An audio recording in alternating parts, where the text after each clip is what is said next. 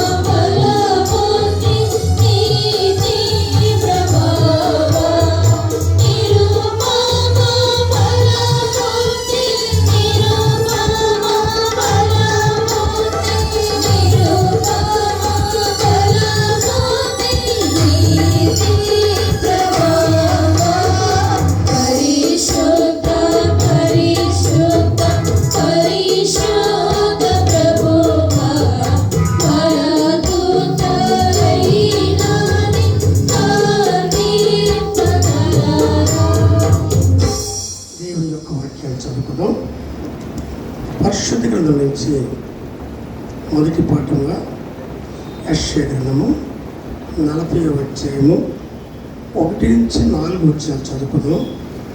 యెషయా గ్రంథము 40వ అధ్యాయము 1 నుంచి 4 వచనాల వరకు. మీ దేవుడు సెలవిచ్చే మాట ఏదనగా, నా జల్లను ఓదార్చుడి ఓదార్చుడి. యెరూషలేముతో ప్రేమగా మాట్లాడి ఆమె యుద్ధకాలము సమాప్తమయ్యాను. ఆమె దోషారోహణము తీర్చబడిన యెహోవా చేతి వల్ల ఆమె తన సమస్త పాపము నిమిత్తం రెండింతలు పొందిన సమాచారము ఆమెకు ప్రకటించుడి. ఆలకించుడి. అడవిలో ఒకడు ప్రకటించుతున్నాడు ఎట్లనగా, అరణ్యములో యెహోవాకు మార్గము సిద్ధపరచుడి, ఎడారిలో మా దేవుని రాజమార్గము సరళము చేయుడి. ప్రతి లోయను ఎత్తు చేయవలను, ప్రతి పర్వతమును ప్రతి కొండను అణచవలను, వంకరవి చక్కగాను కరుకైనవి సమంగాను ఉండవలను. దేవుడి యొక్క వాక్యము దీవించు. పరిశుద్ధ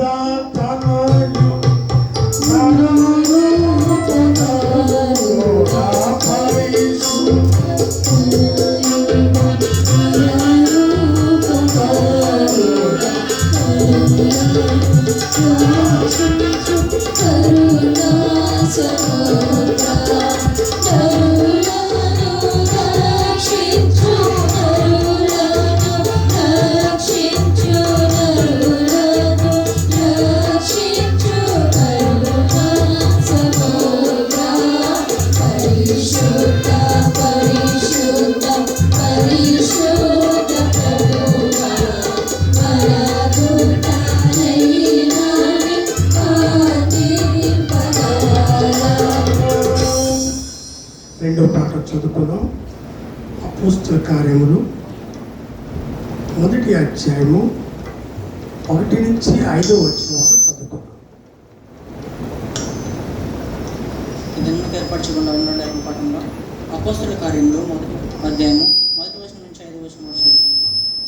ఓ థెయోఫిలా, యేసు తాను ఏర్పరచుకున్న అపోస్తలులకు పరిశుద్ధాత్మ ద్వారా ఆజ్ఞాపించిన తరువాత ఆయన పరమునకు చేర్చుకొనబడిన దినం వరకు ఆయన చేయుటకును బోధించుటకును ఆరంభించిన వాటన్నిటిని గూర్చి నా మొదటి గ్రంథమును రచించితిని. ఆయన శ్రమపడిన తరువాత 40 దినముల వరకు వారికి అగపడుచు దేవుని రాజ్య విషయములను గూర్చి బోధించుచు అనేక ప్రమాణములను చూపి వారికి తాను సజీవంగా కనపరుచుకొనెను. ఆయన వారిని కలుసుకొని ఇలాగ ఆజ్ఞాపించెను, మీరు యెరూషలేమునకు వెళ్ళక నా వలన వినిన తండ్రి యొక్క వాగ్దానం కొరకు కనిపెట్టుడి. యోహాను నీళ్లతో బాప్తిస్మం ఇచ్చాను, కానీ కొద్ది దినములలోగా మీరు పరిశుద్ధాత్మలో బాప్తిస్మం పొందేదరను. దేవుడు తన పరిశుద్ధాత్మను దీవించును గాక. ఆమేన్. ఆమేన్. పరిశుద్ధ మధునాత్మ పరిశుద్ధ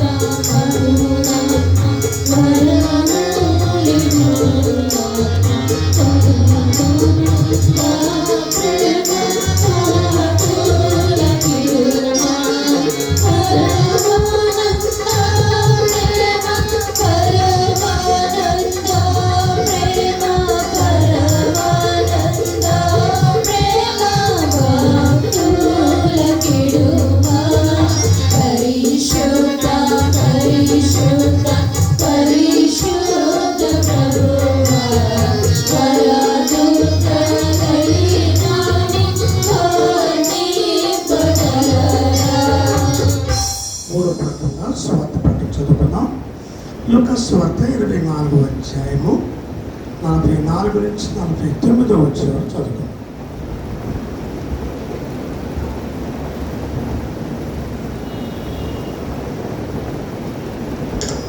లూకాసు వార్త పరిశుద్ధ గ్రంథంలో నుండి 3వ పాఠంగా లూకాసు వార్త 24వ అధ్యాయము 44వ వచనం నుండి 49వ వచనం వరకు చదువుకున్నాం. లూకాసు వార్త 24వ అధ్యాయము 44వ వచనం నుండి 49వ వచనం వరకు. అంతటా ఆయన మోషే ధర్మశాస్త్రంలోను ప్రవక్తల గ్రంథముల్లోను కీర్తనలోను నన్ను గురించి వ్రాయబడినవన్నీ నెరవేరవలనని నేను మీ యొద్ద ఉండినప్పుడు మీతో చెప్పిన మాటలు నెరవేరినవని వారితో చెప్పాను. అప్పుడు వారు లేఖనములు గ్రహించినట్లుగా ఆయన వారి మనస్సును తెరిచి, క్రీస్తు శ్రమపడి 3వ దినమున మృతుల్లో నుండి లేచుననియు యెరూషలేము మొదలుకొని సమస్త జనులలో ఆయన పేరట మారు మనసు పాప క్షమాపణయు ప్రకటించబడిననియు వ్రాయబడి ఉన్నది.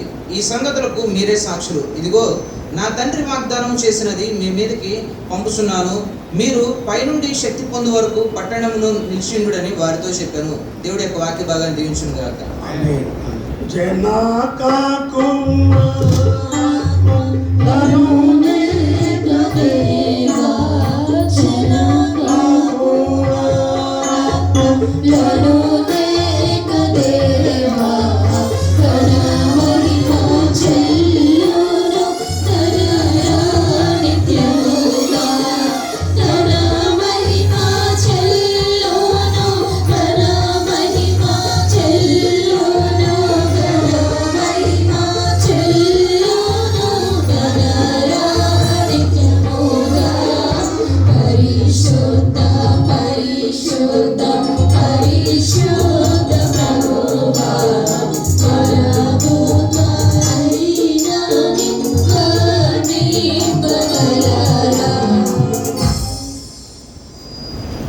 వచ్చే కీర్తన పుస్తకం నుంచి 559వ పడదాం. నేడు రేపు నా ప్రియుడు యేసు, నేడు రేపు నా ప్రియుడు యేసు మేఘాల మీద ఎత్తించును. నేడు రేపు నా ప్రియుడు యేసు మేఘాల మీద ఎత్తించును. మహిమాన్వితుడై ప్రభు యేసు మహితలములను ఎత్తించును. ప్రభు యేసు కహితలములకు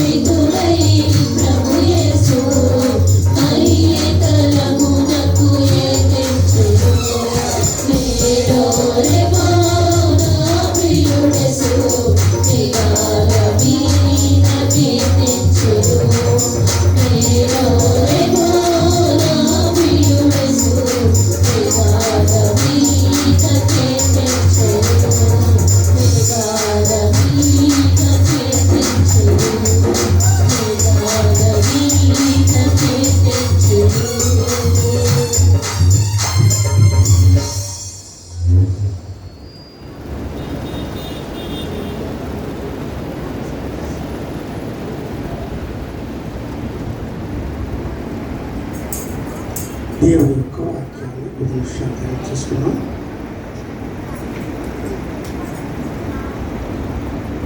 పరిశుద్ధ గ్రంథం నుంచి మీకా గ్రంథము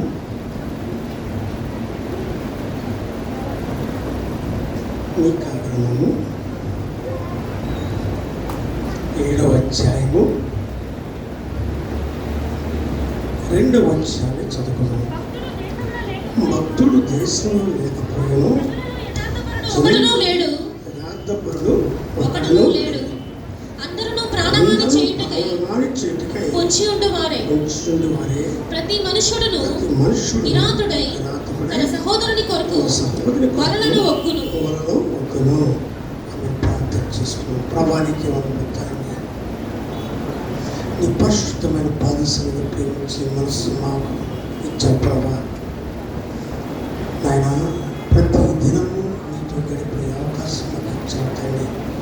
మా ప్రియ బిడ్డలు ప్రతి ఒక్కరు జ్ఞాపకం చేసుకో, ప్రతి కుటుంబానికి జ్ఞాపకం చేసుకో.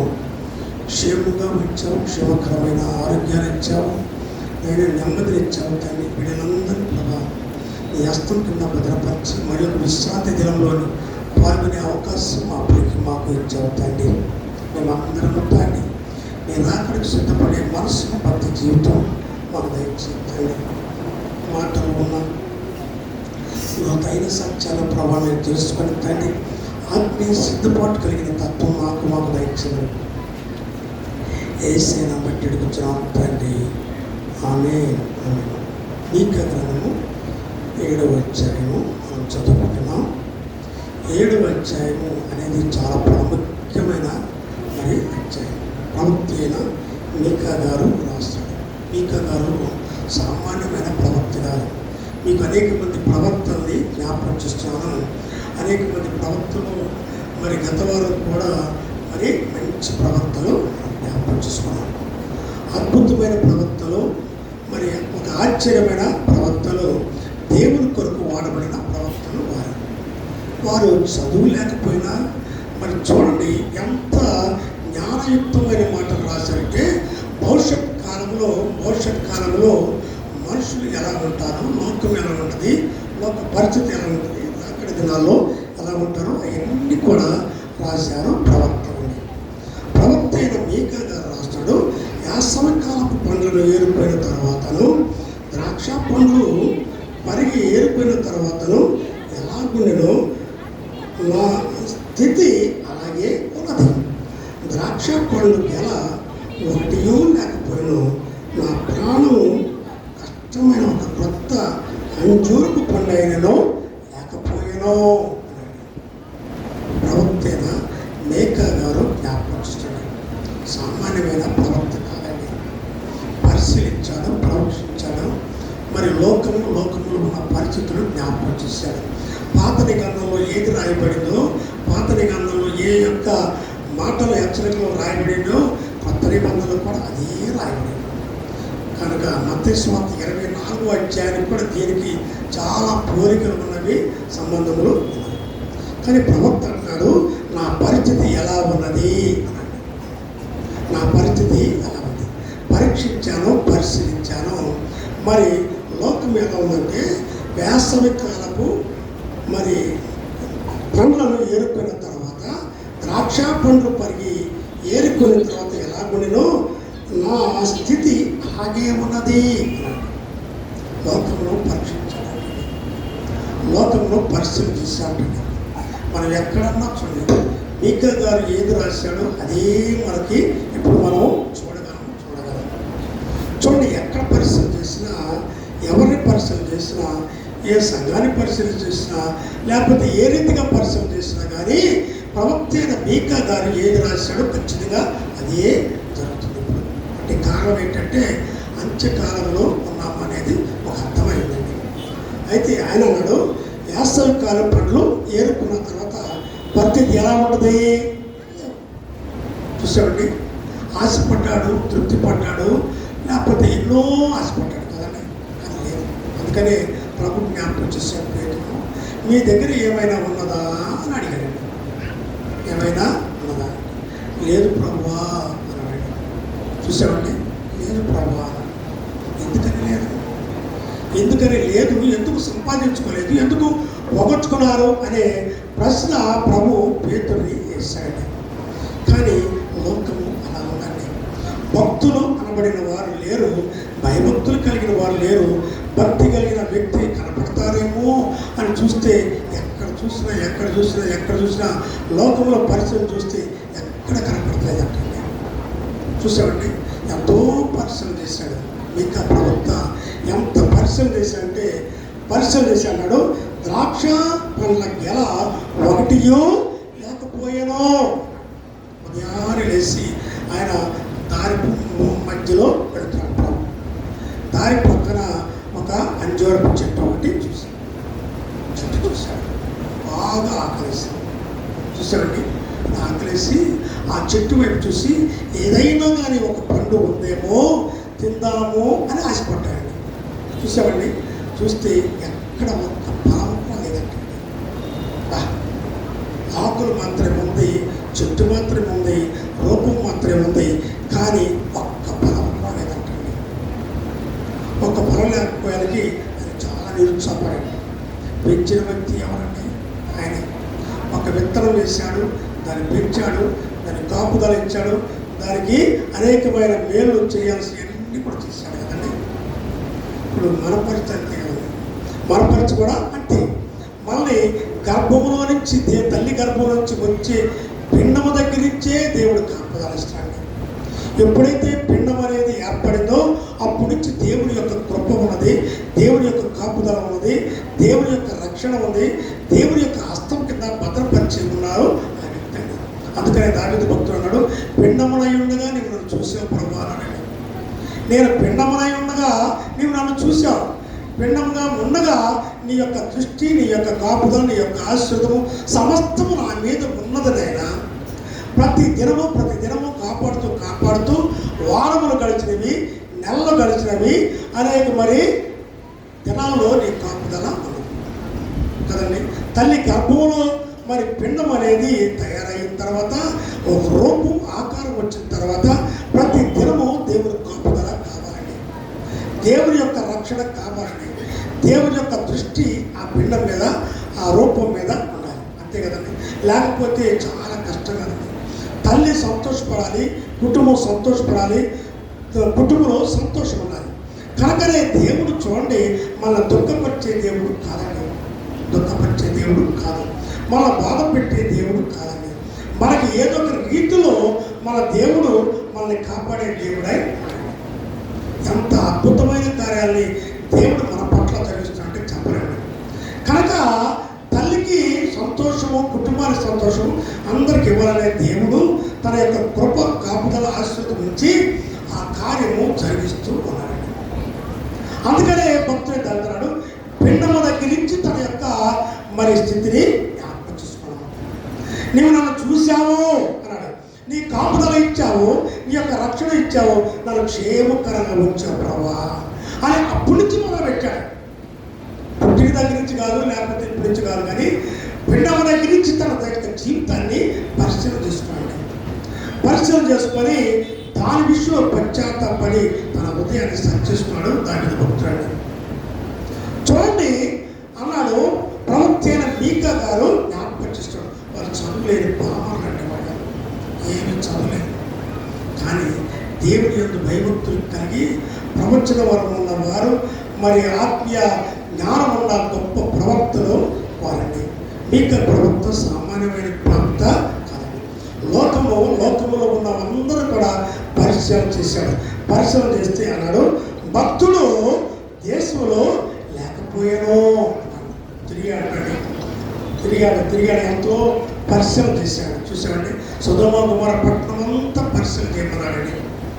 తెలుసండి, సొదొమ గొమొర్రా పట్టణం అంతా పరిశీలన చేయ, ఒక ఇంటిని కూడా వదిలిపెట్టవద్దు, ఒక వ్యక్తిని కూడా వదిలిపెట్టవద్దు, ఏ వ్యక్తిని కూడా పరీక్షించకుండా ఉండద్దు. నీతిమంతులు ఉంటారు, పరిశుద్ధత కలిగిన దేవుని యందు భయభక్తులు కలిగిన వారు ఉంటారు. కనుక సొదొమ గొమొర్రా పట్టణంలో, ఆ పట్టణాల్లో నువ్వు పరిశీలన చేయి అని ఏగురు వారిని ఇద్దరిని పంపించాడు. ప్రతి వ్యక్తిని అనుకుంటాడు కదండి, ప్రతి వ్యక్తిని చూసి పరీక్షించుంటాడు కదా. అదే ఒకవేళ ఎవరన్నా కానీ పరీక్షించుకొని తప్పించుకొని ఉన్నారనుకోండి, ఎలా ఉంటుందండి? చాలా కష్టం. కనుకనే ప్రతి ఒక్కరిని, ప్రతి ఇంటిని, ప్రతి మనిషిని కూడా తాకారు, వాడు చూశారు, పరీక్షించారు. పరిస్థితి లేదు లేదు లేదండి. నీతిమంతుడు ఒక్కడూ లేడు అన్నాడు దేవుడు. అబ్రహామా అన్నాడు, నీవు నమ్మకస్తుడివి, నా స్నేహితుడివి, నీకు చెప్పకుండా నేను ఉండలేను. సుతమోకమైన పట్లమంతా వేగుల వారు చూశారు, పరీక్షించి పరిశీలన చేశారు. కానీ నీతిమంతుడు అనబడిన వ్యక్తి, భక్తుడు అనబడిన వ్యక్తి, భయభక్తుడు అనబడిన వ్యక్తి, భయం కలిగిన వ్యక్తులు ఎవరు లేరయ్యా అన్నాడు. కానీ అబ్రహాము జ్ఞానము దేవుడి జ్ఞానం ఒక్కటి కాదు కదండి. అబ్రహాము అన్నాడు, ఉంటారు ప్రభువా అన్నాడు. ఉంటారు, లేకుండా ఎలా ఉంటారు? లక్షల మందిలో, కోట్ల మందిలో నీతిమంతులు ఉండరా? ఉంటారు, ఎవరో ఉంటారు. లేరు అని అన్నాడు దేవుడు అండి. లోకంలోనే లేరు అని నోవాహుతో చెప్పిన దేవుడు, ఈ తరము వారిలో నీవే నీతిమంతుడు, భక్తిపరుడివి అని అన్నాడు. మరి ఇప్పుడున్న తరములో మరి దేవుడు పరిశీలన చేసి మీకా ప్రవక్తకి పరిశీలన చేయమన్నాడు. భక్తుడు లేరు అన్నాడు. వేగుల వారు పరిశీలన చేసి లేరు అని సాక్ష్యం ఇచ్చారు దేవుడికి. దేవుడు ఆశ్చర్యపోయాడు. ఎందుకని లేరు? ఎందుకని లేరు? నేనేమైనా కానీ అన్యాయం చేశానా? నేనేమైనా వారికి కాపుదల లేకుండా ఉంచానా? వారికి కావలసిన ఆహారము, నీరు, ఆరోగ్యం సమస్తము, గృహాలు సమస్త పోషణ ఇస్తున్నాను కదా. కృతజ్ఞత అనేది ఏమైపోయింది? కృతజ్ఞత కలిగిన భక్తి జీవితం అనేది ఏమైపోయింది అని దేవుడు బాధపడతాడు కదండి. బహు బాధపడ్డాడంటే దేవుడు. అబ్రహాంతో చెప్పాడు, లేడు అన్నాడు. లేదు ప్రభా, 50 మంది ఉన్నారు అన్నాడు. 50 మంది ఉన్నారు. సుధమాగమర పట్టణంలో 50 మంది ఉన్నారు అన్నాడు అబ్రహాం. ఎలా తెలుసు అబ్రహాం? అబ్రహాము అంతరంగం ఎరిగిన వ్యక్తి కాదు కదా. అంతరంగంలో ఉన్నది ఎవరో తెలుసు అండి? చూసామండి. అయితే లేడు అన్నాడు దేవుడు, ఉన్నాడు అన్నాడు అబ్రహాం. మీకా ప్రవక్త అన్నాడు, లేడు అన్నాడు. చూశాను, పరీక్షించాను, పరిశీలించాను, లేదు అన్నాడు మీకా ప్రవక్త. దేవుడు లేడు అన్నాడు, అబ్రహాము ఉన్నాడు అన్నాడు. అవును ప్రభా, ఒకవేళ 40 మంది ఉంటారేమో చూడు ప్రభా అని అన్నాడు అబ్రహాం. 40 మంది ఉంటే నేను రక్షిస్తాను అబ్రహామా అన్నాడు. 40 మంది కనుక ఉంటే నేను కాపాడుతాను. నాలో ప్రేమ ఉంది, కనికరం ఉంది, జాలి ఉంది. క్రీస్తు యొక్క ప్రేమ చాలా పరిపూర్ణమైనదండి. ఏ ఒక్క వ్యక్తి నశించడం దేవుడికి ఇష్టం అనేది కాదు.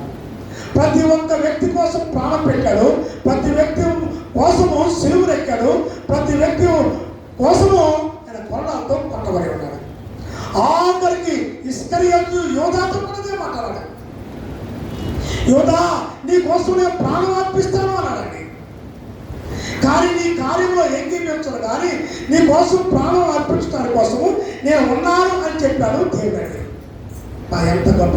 అది తెలుసుకోవాలండి, తెలుసుకోలేకపోయాడు. లేరు ఆఖరికి పరీక్షించిన ఒక లోతు మాత్రమే దొరికాడండి. ఒక నవము మాత్రమే దొరికాడండి.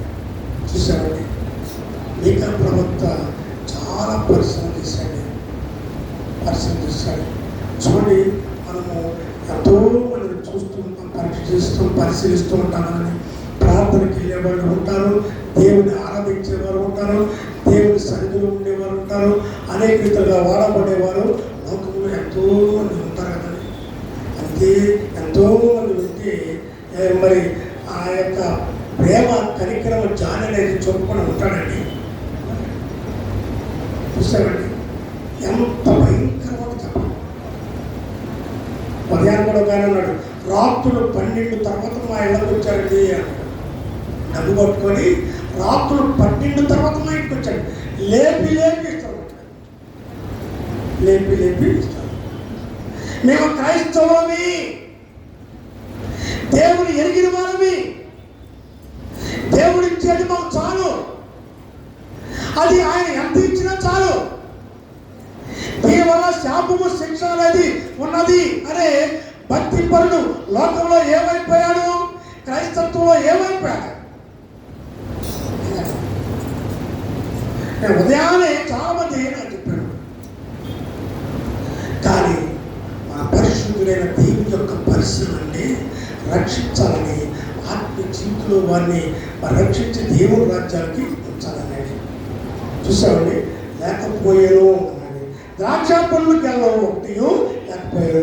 నా ప్రాణముకి ఇష్టమైన ఒక కొత్త అంజూరపు పండును లేకపోయాను. దేవుడంతా ఎత్తుగారంట చెట్టు వైపు చూసి, అయ్యో ఎంత ఎత్తుగా పెరిగింది, ఇత్తనం పెట్టాను, పోషించాను, నీరు కట్టాను, అనేక రీతిగా చేశాను. పాట కూడా ఉంది కదా, 450 పాటలు కూడా చూసామండి. ఆ యొక్క నరమొక్కల గురించి చక్కని మాట రాశాడు. చూసామండి, ఆయన తన యొక్క రక్తాన్ని ఇచ్చి వాటిని పోషించాడు, పెంచాడు, కాపాడు. కానీ యేసుక్రీస్తు అంత ప్రాముఖ్యమైన మాటలతో తన బాధను బలపరిచాడు. మీకా ప్రవక్త అన్నాడు, భక్తుడు నా ప్రాణముకి ఇష్టమైన ఒక్క కొత్త అంజూరపు పండు అయినను లేకపోయాను. ఒక్కరైనా కానీ ఉన్నారేమో అంటే ఇప్పుడు పర్వాలేదు. ఇంత వచ్చే రోజులు అంత భయంకరమైనది. ఇప్పుడు భక్తి ఉన్నది, భయభక్తులు ఉన్నవి, దేవుని కలిగిన వారు, దేవుని ఆరాధించేవారు ఇప్పుడు ఉన్నారు, పర్వాలేదు. కానీ ఇంకా కొన్ని దినాల్లో అపవాదం అనేది బహు భయంకరంగా పనిచేస్తుందండి. కాకనే అంతటి క్లిష్టమైన భయంకరమైన ఆ యొక్క సాతాను యొక్క కార్యంలో మరి జారిపోయే పరిస్థితి ఉన్నది అన్నాడు. కనుకనే భక్తుడు దేశంలో లేకపోయాను. ఎంత చూశాడండి, లేడు అని సమాధానం ఏంటంటే దేవుడికి. ప్రవక్త మీకు అన్నాడు, ప్రభా దేశంలో ఒక్క వ్యక్తి కూడా లేడు. లోతు ఏమాట అన్నాడు, అబ్రహాము ఏమాట అన్నాడు, మీకా కూడా అన్నాడు, లేడు అన్నాడు మీకా ప్రవక్త. చూసామండి, దేవుడు ఏ పరిచయం చేశాడో మీకా కూడా అదే పరిచయం చేశాడు అన్నాడు. జనుల్లో యథార్థపరుడు ఒక్కడనూ లేకపోయాను, అందరూ ప్రాణాలు చేయటకై పొంచివారే. ప్రతి మనుషుడు కిరాతకుడై తన సహోదరి కొరకు పండుకొను. అర్థమైందండి. ఒక తల్లి గర్భం నుంచి వచ్చిన బిడ్డలండి, అన్నదమ్ములు కానీ, అక్క చెల్లి కానీ, రక్త సంబంధులు కానీ చిన్నప్పుడు ఎంత ప్రేమ ఉంటుందండి. చూసామండి, ఎంతో ప్రేమ ఉంటుంది. పెళ్ళి కాకముందు ఎంత ప్రేమ ఉంటుందంటే అన్న చెల్లి కానీ, అక్క మరి చెల్లి కానీ, ఆ రక్త సంబంధం కానీ ఎంత ప్రేమగా ఉంటారండి. చూసామండి, అంత ఆప్యాయతలు, అంత ప్రేమలు, అంత మరి ఒకరికొకరు ప్రేమతో పంచుకునే ప్రేమలు ఉంటాయండి. కొద్ది కాలం వివాహాలు అయిన తర్వాత మనసులు మారిపోతాయండి, వ్యత్యాసాలు వచ్చేస్తాయి. ఆస్తుల దగ్గర ఎక్కడో అక్కడ వ్యత్యాసాలు వచ్చి క్రోధము, కక్షలు, అసూయలు, దేశం పగలు పెరిగిపోయి చాలా భయంకరంగా తయారైపోతాడు. అందుకనే ఆయన జ్ఞాపకం, ప్రతి కిరాతకుడు తన సహోదరి కొరకు పొందడును. ఎవరో తెలుసండి, 9వ వచనం నుంచి 8వ వచనం నుంచి, స్నేహితులను నమ్మిక ఉంచవద్దు అన్నాడు. ప్రవక్త అన్నాడు, స్నేహితుడు అనే వ్యక్తిని నమ్మవద్దు అన్నాడు. ప్రాణ స్నేహితుడు అనుకుంటాం కదండి, నా స్నేహితురాలు అనుకుంటాం కదండి. ఈ వ్యక్తిత్వంలో చాలా భయంకరమైన ఈ యొక్క బలహీనతలు, భక్తిహీనతలు లోకంలో ఉన్నాయి తెలుసండి. ఒక వ్యక్తి గురించి ఇంకొక వ్యక్తి చెడుగా చెప్పే ఆ భక్తి అయిపోయిందండి. చాలా గమనిస్తుంటాను. ఏ వ్యక్తి గురించి మంచిగా చెప్పే తత్వం ఉండదు. ఆ వ్యక్తి గురించి చెడుగా చెప్తారు, ఆ వ్యక్తి గురించి విమర్శిస్తారు, ఆ వ్యక్తి గురించి చెడు మాటలు మాట్లాడతారు, మళ్ళా చక్కగా నటిస్తారండి తెలుసండి. అదేమో ఆశ్చర్యపోతాడు, ఏం ఏంటంటే అదే ఆ వ్యక్తి గురించి ఎంతగా చెడుగా చెప్పి మళ్ళా ఆ వ్యక్తే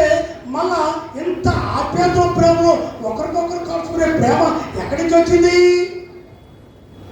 ఇంత నటనా జీవితం ఎక్కడికి వచ్చింది? ఎందుకు చెప్తున్నా? దేవుని భయం అనేది లేదా? దేవుని భయం అనేది గద్దించలేదా?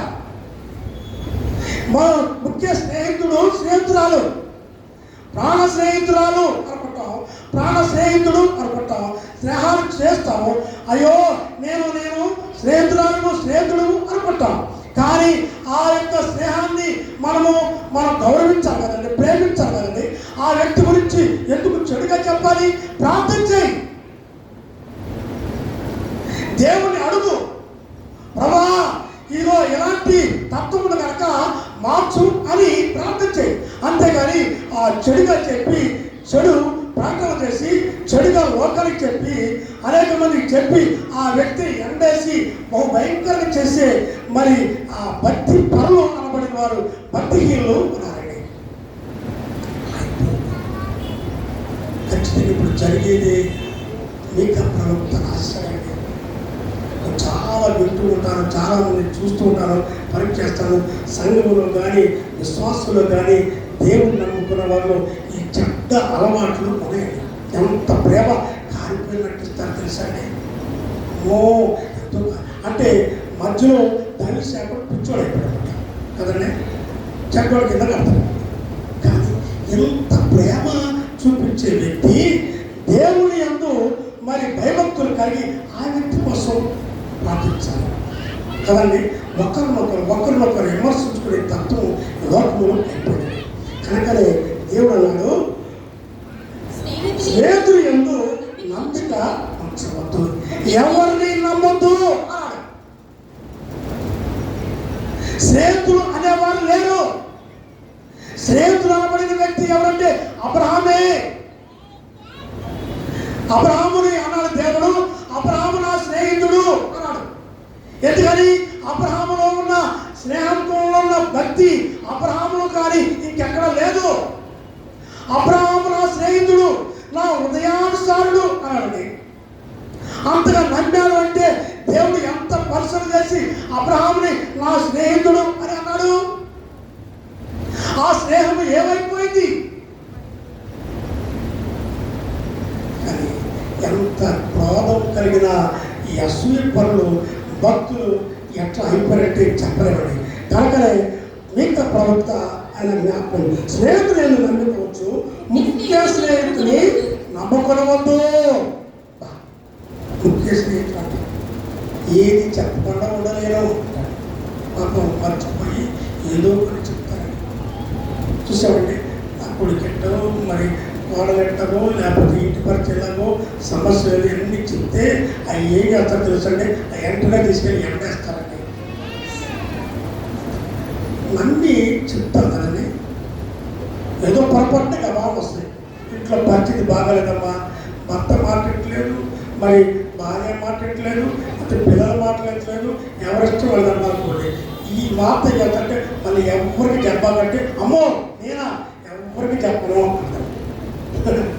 ఎంత నటనా జీవితం, నేనా ఎవరికి చెప్పను. అసలు చెప్పడమే తప్పు, విశ్వాసి కాదు, భక్తి పరుడు కాదు.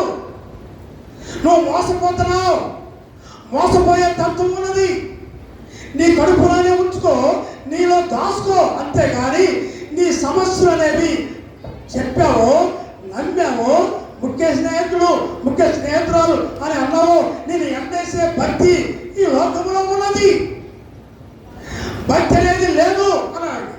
అలా అయిపోయారండి, ఎంత భయంకరమైన చెప్పాడు. కనుకనే స్నేహితుని నమ్మొద్దు అని అన్నాడు. ముఖ్య స్నేహితుని నమ్ముకోవద్దు, నీ కౌగిట్లో పండుకొని దాని ఎదుట నీ పెదల ద్వారము కాపు పెట్టము. ఎవరండి? సరే, స్నేహితులు ముఖ్య స్నేహితులు అయిపోయారండి.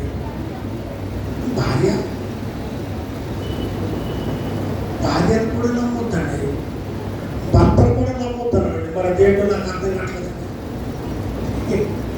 ఎంత లోతైన భక్తి జీవితం ప్రభుత్వం జ్ఞాపకం చేశాడు. నోరు మూసుకో అని అన్నాడు. యోగు గారు చాలా నేర్చుకున్నాడండి. నోరు మూసుకో, నోటికి తాళం వేశాడు అంతే. కానీ దేవుడు అన్నాడు, నోటి మాటతో అయినను ఏదో ఒక తప్పు మాట్లాడలేదు, చేయలేదు అన్నాడు. కనుకనే నీ భార్య ఎదుట, నీ భర్త ఎదుట నీ యొక్క నోటిని జాగ్రత్తగా మూసుకొని ఉండు అన్నాడు. చాలా మంది చెప్పే మాట ఏంటంటే, ఇలాంటి సమస్యలు బాధలో తప్పించుకొని దూరంగా పారిపోతున్నాను అని వారు కూడా. కనుకనే ముఖ్య స్నేహితుని నమ్మవద్దు. అయితే నీ కవిటిలో పండుకొని ఉన్న దాని యొక్క నీ పెదల ద్వారములకు కాపీ పెట్టము. చూసారండి, అలాంటి దినాలండి, అలాంటి పరిస్థితులు. భార్య అయితే కడుపులో దాచుకుంటుందండి, భర్త అయినా కడుపులో దాచుకుంటాడండి. నా భర్తే కదా అని దాచుకుంటాడండి. చూసామండి, నా భార్య కదా, నా భర్తే కదా అని దాచుకునే తత్వం కాదండి. పనికి మారినండి, పనికి మారిన ఎంత ఎండేసుకుంటానంటే చెప్పలేమండి. అది ఆ నోట ప్రపంచం అంతా వెళ్ళిపోతూ ఉంటుందండి. ఎంత భయంకరమంటే చెప్పండి. ఎవరో ఎండేయట్లేదు కానీ మనమే ఎండేసుకుంటున్నాం అన్నమాట. కనుకనే మీకా ప్రభుత్వాడు భార్యను నమ్మొద్దు, భర్తను నమ్మొద్దు. ఎంత ప్రేమ చూపించినా కానీ సరైంది. చూసామండి, సంసోను చాలా ప్రాముఖ్యమైన వ్యక్తి అండి. బలవంతుడు, శక్తివంతుడు, ప్రపంచంలో దేవుని శక్తి చేత మరి ఉన్న ఒక ప్రాముఖ్యమైన వ్యక్తి సంసోను అండి. సంసోను అంటే దేవుడు అంత ప్రేమించాడు. వాగ్దాన పుత్రుడండి. తల్లిదండ్రులు ప్రేమించి బిడ్డలు లేనప్పుడు సంసోను ఇచ్చాడు. సంసోనుకి దేవుని యొక్క శక్తిని ఇచ్చాడు. కానీ సంసోను దేవుని మాటకి లోబడక చూడండి, డెలీలాని ప్రేమించాడు. డెలీలా ప్రేమించి తన లాలన చేసి తనని నిద్రపుచ్చి ఏం చేసిందో తెలుసండి, చాలా ప్రమాదకరమైన కార్యాలు జరిగించిందని ఫిలిష్తీయులకు చెప్పి, నేను పిలుస్తాను, మీరు వచ్చినప్పుడు వచ్చి అతన్ని బలము క్షీణింప చేయండి అని చెప్పిందండి. చూసామండి, ఇట్లా 2-3 పర్యాలు చేసిన తర్వాత మళ్ళా నోరు కాసుకోవాలి కదండి, నోరు జాగ్రత్తగా ఉంచుకోవాలి కదండి. భార్య కదండి, భార్య అనుకున్నాడు కదండి. నా భార్య అన్నాడు అమ్మ నాతో. డెలీలా ఎవరనుకున్నావు? నేను ప్రేమించాను, నా భార్య అన్నాడు. సరే, భార్య మంచిదే, ప్రేమించావు. కానీ దేవుడు ఏం చెప్పాడు? జాగ్రత్త అని దేవుడు చెప్పుకుంటాడు కదండి. కానీ డెలీలా అతన్ని నిద్రపుచ్చి లాభం చేసి అతను ఉన్న రహస్యాన్ని బయటకు తీయాలని అంది. అడిగితే చూడండి, చెప్పేశాడు.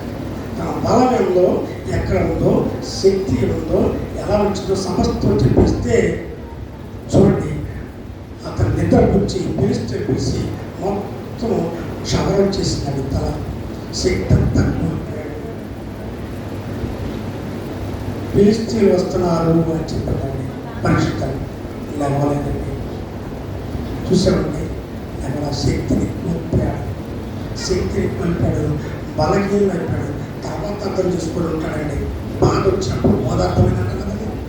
బాధ వచ్చినప్పుడు ఎప్పుడైతే బంధించి గుడ్డులో పీకేసి అతని గుడ్డివాణి చేశారు, బంధించబడిన తర్వాత అప్పుడు అనుకుంటాడు, అయ్యో నేను నోరు తెరిచి నేను నమ్మిన భార్య చాలా ప్రమాదకారి. నేను ఎవరినైతే నా భార్యతో స్వీకరించానో, నమ్మానో, ఆ భార్య అనబడిన డెలీలా ప్రమాదకారి, నా ప్రాణం తీయడానికి ఒక ఉరి అయింది అని మొరపెట్టాడు. మిగతా ప్రవక్త ఎన్ని అద్భుతాలు రాశాడండి, ఆశ్చర్యమైన కార్యాలు. నీ భార్యని భర్తని నమ్మవద్దు. అలాంటి మరి పరిస్థితిలో ఇప్పుడు ఉన్నది లోకం అలాంటి పరిస్థితిలో ఉన్నది. కనుక అన్నాడు స్నేహితుడు ఎందు నమ్మిక ఉంచుకోవద్దు, ముఖ్య స్నేహితులను నమ్మకవద్దు. నీ కౌంట్లో పండుకొని ఉన్న దాని యొక్క నీ పెదల ద్వారమును కాపు పెట్టము అన్నాడు. అని కుమారుడు తండ్రిని నిర్లక్ష్య పెట్టుచున్నాడు. కుమార్తె తల్లి మీదకని, కోడలు అత్త మీదకని లేచెదరు. ఎవరి ఇంటి వారు వారికి విరోధులు. వాక్యము తప్పు రాశాడండి మీకా గారు కొన్ని వేల సంవత్సరాల క్రితం ఏమైనా తప్పు రాశాడా? తప్పు రాయలా. జరగబోయేది భవిష్యత్ కాలంలో జరగబోయేది మీకా ప్రవక్త గారు దేవుడి చేత రాయించాడు. మీకా ప్రవక్త చేత జరగబోయే పరిస్థితులు అన్నాడు. చూడండి, కుమారుడు తండ్రిని నిర్లక్ష్యం పెట్టుచున్నాడు. కుమార్తె తల్లి మీదకని, కోడళ్ళు అత్త మీదకని. కుటుంబాలు ఎలా అయిపోయింది తెలుసండి. ఏ కుటుంబంలో పరిశ్రమ చేయి, ఏ అత్తగారినైనా అడుగు, ఏ కోడలైనా అడుగు, ఏ తండ్రినైనా అడుగు, ఏ కొడుకునైనా అడిగినా కానీ లేదండి. పైకి ఏదో ప్రేమతో ఉంటారు కదండి, లోపల ఉన్న ఆ పగ, ద్వేషం, కక్ష, క్రోధం అనేది లోపల ఉంటుందండి. చూసారండి, పైకి ఏదో ఉన్నా కానీ ఉంటాం, ప్రార్థనలో భక్తులు ఉన్నా కానీ లోపల అంతరంగంలో మాత్రము అసూయ, ద్వేషం, పగ అనేది ఉంటుంది. ఎప్పుడో ఆకాశం రాదా? చూసామండి, ప్రవక్త మీక జరగబోయేది రాశాడు. తల్లికి కుమార్తెకి పడదాం, తండ్రికి కుమారుడికి పడదాం, ఒకరికొకరు పడదు, ఒకరికొకరు శత్రుత్వము, ఒకరికొక పగ. దేవాలయంకి వచ్చినప్పుడు సహోదరి మాట్లాడుకోవడానికి, సహోదరుడు మాట్లాడుకోవడానికి, తల్లి మరి కూతురు మాట్లాడుకోవడానికి, అత్త కోడలు మాట్లాడుకోవడానికి. చూసామండి, మొక్కబెట్టి కలుపుకొని ఎంత మరి ఆ యొక్క గృహంతో వెళ్ళిపోతారో చెప్పలేదండి. నేను ఒకసారి ఎందుకని బలారావు తీసుకోవట్లేదని ఒక సహోదరి ప్రశ్న చేస్తే అండి, మాకెప్పుడు గొడవలేదండి, మాకెప్పుడు గొడవలే, ఆమె నాకు ఎప్పుడు తక్కువలే, నేను ఎలా తీసుకోను అంటది గొడవ. ఎందుకని అలాంటి పరిస్థితి? ఏ దేవుడు లేడా? దేవుడు భయం లేదా? భయభక్తులు అనేవి ఏమైపోయింది? తగ్గింపు భక్తి ఏమైపోయింది? తగ్గింపు స్వభావం ఏమైపోయింది? ప్రార్థన అనేది ఏమైపోయింది? ప్రార్థన చేసే భక్తి ఏమైపోయింది? చూసామండి, ప్రవక్త మీక చాలా సత్యాన్ని జ్ఞాపకం చేశాడు. మత్తయి సువార్త 10వ అధ్యాయము 26వ వచనం చదువు. 10వ అధ్యాయము 26వ వచనం చదువు. మీరు వారికి భయపడకుడి, మరుగైనదేది బయలుపరచబోదు, రహస్యమైనది తెలియబడకపోదు. చీకటిలో నేను మీతో చెప్పునది మీరు వెలుగులో చెప్పుడి. 21 చదువుతారు, చక్కగా రాయండి. సహోదరుడు సహోదరుని, తండ్రి కుమారుని మానవులకు అప్పగించెదరు. ఏమనండి? సహోదరుడు సహోదరుని, తండ్రి కుమారుని మరణములకు అప్పగించుదురు. ఇలా సహోదరి, అత్తయ్య, ఇంట్లో జరుగుబాటు లేదు, నీ కొడుకు హాస్పిటల్లో ఉండి కోమలోకి వెళ్ళి మరి ఏదో బ్రతికొచ్చాడు, ఇప్పుడు సజీవుడిగా ఉన్నాడు, నేను భర్తకి సేవ చేసుకుంటున్నాను, మరి ఏదైనా సహాయం చేయండి నీ కొడుక్కి అని అడిగింది కోడలండి. అడిగితే అప్పందంట వాడిని తీసుకెళ్ళి ఎక్కడన్నా బస్ స్టాండ్ దగ్గర, రైల్వే స్టేషన్ దగ్గర వదిలి పారేసేయమంట. స్వయంగా నాకు చెప్పలేదు, చాలా బాధేస్తుంది. ఇంట్లో గడవట్లేదు, నీ దగ్గర సంపద ఉన్నది, నీ కొడుకు మరణ పడక మీద నుంచి వేశాడు, జరుగుబాట్లేదు, ఇద్దరు పసిబిడ్డలు ఆకలి అని ఏడుస్తున్నారు, నీ కుమారుడికి ముందుకి లేవు, తిట్టడానికి లేదు. సరే నీ కుమారుడి కన్నా సహాయం చేయి, నాకు పెట్టకపోతే పెట్టకపోయావు అని అడిగితే చూడండి, వాడిని తీసుకెళ్ళి రైల్వే స్టేషన్ దగ్గర, బస్ స్టాండ్ దగ్గర వదిలి పారేసేయి అని కోడలకు సలహా ఇచ్చినాడు. ఎవరో తల్లి కుమారుడు వచ్చాడు. ఇలాంటి తల్లులు ఉన్నారు. కఠినమైన హృదయము, పాషాణ హృదయము, భక్తి లేని భక్తిహీనత,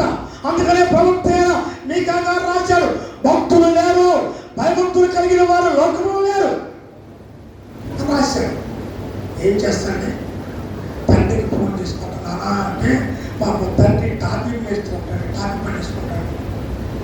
పగలంలో కష్టపడితే 1000 రూపాయలు ఇస్తాడు. ఆ 1000 రూపాయలతో వాళ్ళు తిని ఈ పిల్లకి పంపిస్తారంటండి. చూసామండి. మరి కన్న తల్లి ఏమైపోయింది? నీ గర్భంలో నుంచి వచ్చిన బిడ్డ కదా, మోసి కనుక్కున్నావు, బాధ్యత భారం ఉన్నది కదా. అయితే నీకున్న దాంట్లో పంటలో ఇచ్చి నా కుమారుడిని కాపాడుకోవడం ఉంది కదండి. లేదు, హాస్పిటల్లో ఉన్నప్పుడు కూడా రాలేదంటండి. ప్రతిరోజు నేను పలకరించి ప్రార్థన చేస్తున్నాను, ఇప్పటికీ చేస్తూనే ఉన్నాను. కానీ కోమాలో నుంచి కాపాడాడు, మన పడక మీద నుంచి లేచాడు, ఇప్పుడు సజీవుడిగా ఉన్నాడు. ప్రార్థన చేస్తూ ఉంటే ఎంత చక్కగా ప్రార్థన చేస్తాడంటే చెప్పలేనండి. అయ్యగారు నన్ను దేవుడు కాపాడాడు. మరి తల్లి ఏమైపోయింది? తండ్రి ఏమైపోయాడు? కన్నా తల్లి మోసిన తల్లి ఏమైపోయింది? ఆ ప్రేమ ఏమైపోయింది? వాడు వద్దు వదిలేసాయి, అవసరమైతే చంపేసాయి అనే పరిస్థితి దిగజారిపోయింది. కఠినమైన హృదయం ఉంది. కనుకనే ప్రవక్త అయిన మీకా రాసిన మాటలు మన దేవుడి వాక్యంలో రాయబడింది. మత్తయి సువార్త అన్నాడు, సహోదరుడు సహోదరుని, తండ్రి కుమారుని మనకు అప్పగించరు, పిల్లలు తల్లిదండ్రుల మీద లేచి వారిని చంపెదరు. మీరు నా నిమిత్తము అందరి చేత ద్వేషింపబడదు, అంతవరకు సహించిన వాడే రక్షింపబడదు అన్నాడు. జరగబోయేది, జరిగేవి అని చాలా అద్భుతమైన మాటలు ఆయన రాశారండి. చూసారండి. అది మత్తయి సువార్త 10:36 కూడా రాశాడు. ఒక మనుషుని ఇంటి వారే వారికి శత్రువులు అగుదురు. తండ్రినైనను తల్లినైనను నాకంటే ఎక్కువగా ప్రేమించేవాడు నాకు పాత్రుడు కాడు అన్నాడు. ఎవరు ప్రేమించాలి? ఒక దేవుణ్ణే ప్రేమించాలి. అబ్రహమా, నువ్వు ఎవరిని ప్రేమిస్తున్నావు అన్నాడు. నీ భార్యను ప్రేమిస్తున్నావా? నీ కుమారుని ప్రేమిస్తున్నావా? లేదు ప్రభా, నేనే నిన్ను ప్రేమిస్తున్నాను, పరిపూర్ణమైన ప్రేమ నీ మీద ఉన్నది అలాంటి పరీక్షలు. కానీ దేవుడు చాలా సత్యాన్ని జ్ఞాపకం చేస్తాడు. ఈ దినములో ఎవరిని ప్రేమించాలంటే యేసు క్రీస్తు కన్నా ఎక్కువగా ఎవరిని ప్రేమించినా కానీ, భర్తనైనా భార్యనైనా బిడ్డలైనా రక్త సంబంధమైనా ముఖ్య స్నేహితులైనా ఎవరు ప్రేమించినా కానీ ప్రమాదకరమే. కానీ ప్రాణం పెట్టిన దేవుడు ఒక యేసుక్రీస్తు. ముఖ్య స్నేహితులైన వ్యక్తి మరి యేసుక్రీస్తు. కనుకనే ఆయన అన్ని సత్యాలు మళ్ళా జ్ఞాపకం చేశాడు. అన్నాడు తర్వాత, తల్లినైను నాకంటే ఎక్కువగా ప్రేమించేవాడు నాకు పాత్రుడు కాడు, కుమారునైను కుమార్తెను నాకంటే ఎక్కువగా ప్రేమించేవాడు నాకు పాత్రుడు కాడు, తన సిలువనెత్తుకొని నన్ను వెంబడించేవాడు నాకు పాత్రుడు. తన ప్రాణము దక్కించుకునేవాడు పోగొట్టుకోడు, కానీ నా నిమిత్తము తాను ప్రాణం పోగొట్టుకున్నాడు దాన్ని దక్కించుకోను. యేసు క్రీస్తు నాడు ఎన్ని సత్యాలు జ్ఞాపకం చేశాడు. చూడండి, మీకా గారు ఆయన ఎవరికనే రాయలేదండి. దేవుడు ప్రవక్త మీకాకి గారికి ఇది రాయగానే ఎవరికనే చెప్పలా. కానీ జరగబోయే సన్నివేశాన్ని ముందుగానే లోకంలో జరగబోయేది రాశాడు ప్రవక్త. చూసారండి, అంత సత్యాలు జ్ఞాపకం చేశాడు. ఆది కాలము 27వ అధ్యాయము 43వ వచనం చదువు. 27వ అధ్యాయము 43వ వచనంలో, కాబట్టి నా కుమారుడా, నీవు నా మాట విని లేచి ఆరోనులో ఉన్న నా సహోదరులకు లాభానందకు పారిపోయి నీ అన్న కోపము చల్లారి వరకు, నీ అన్న కోపము నీ మీదకి తొలగి నీవు అతనికి చేసిన వాటిని అతడు మార్చు వరకు లాభానంద ఫలాలు ఉండము. తల్లి చెప్తుందండి, నా కుమారుడా నీ అన్న నిన్ను చంపేస్తాడు, నీ మీద క్రోధం కక్ష ఉన్నది కనుక నువ్వు ఇక్కడ ఉండొద్దు అని చెప్తుందండి. నా సహోదరుడైన లాభాలు దూర దేశంలో రెబెకా ఎంత మరి ఆ యొక్క మరి పని చేసుకుని చూడండి, చేసేది ఏంటి ఆమె, దాసిదంతా ఆమె, సహాయం ఇచ్చేది ఆమె. చూసారండి ఒక కుటుంబంలో ఉన్న తల్లిదండ్రులు ఎంత ప్రమాదకరంగా చెప్పాలి. నలుగురు ఉంటే నలుగురిని ఒకే రీతిగా ప్రేమించాలి, ఇద్దరు ఉంటే ఇద్దరు ఒకే రీతిగా ప్రేమించాలి. చూసారండి అంత ప్రేమతో మనము సమానత్వ ప్రేమ ఇస్తేనే మన ఐక్యత కలిగి ఉంటాడు. ఒక తల్లి ఒక తండ్రి చేస్తుంటే వీడు నా రూపంలో ఉన్నాడు అని ఏదో కొన్ని ఆలోచన చేస్తుంటే ఆ వ్యక్తి ప్రేమిస్తాడు, ఆ వ్యక్తి ప్రేమిస్తాడు. చూసామండి ఆ వ్యక్తి ప్రేమిస్తే ఆ వ్యక్తికి ఏముంది శత్రుత్వం అనేది కొన్ని ప్రశ్నలు మన ఇంట్లోనే బయలుదేరుతూ ఉంటాయండి. ఏంటి వాళ్ళకి ఎక్కువ పెడుతున్నావు ఏంటి, వాడికి ఎక్కువ పెడతామనే నీకు పెడుతున్నా కదా, కాదు నాకన్నా ఎక్కువ చూస్తున్నావు. అక్కడ శత్రుత్వం పగా ద్వేషం అనేది ఉంటుంది కనుక నీ అన్న నిన్ను చంపడానికి చూస్తున్నాడు కనుక నువ్వు లేచి లాభాలు ఎందుకు పారిపో అని చెప్పింది తల్లి. ఎంత భయంకరం అంటే చెప్పలేము. తన ప్రాణాన్ని దక్కించుకోవడానికి కోసం ఎంత భయపడిపడితే చెప్పలేమండి. నీ అన్న కోపము నీ మీద తొలి నీవు అతనికి చేసిన వాటిని అతడు మార్చు వరకు లాభాన్ని వద్దకు కొన్నాళ్ళు ఉన్నాము. అప్పుడు నేను అక్కడ నుండి నిన్ను పిలిచాను, అక్కడే మీ ఇద్దరు నేను పోగొట్టుకునేలా. ఇద్దరు ఒకేసారి చనిపోతే మన ఇదొక ప్రేమ అండి. ఒకవేళ చెప్పుకొని కొట్టుకొని ఇద్దరు చనిపోతానేమో మళ్ళీ చూపిస్తుంది, అటు చూపిస్తున్నాడు.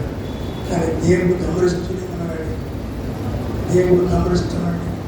యాకోబు పక్షాన దేవుడు ఉన్నాడండి. యాకోబును పట్టుకోవాలి, యేసును పట్టుకోవాలి. దేవుడు ఎంత గొప్ప ప్రేమ చూపించాడు చెప్పనండి. వారిద్దరిని మరుచుకుంటూ వచ్చాడు దేవుడు అండి. యాకోబు చూడండి ఒక ప్రేరేపణ కలిగించి అతడు మరి కన్నీటితో ప్రార్థించే ప్రార్థన ఆత్మ యాకోబుకి ఇచ్చాడు.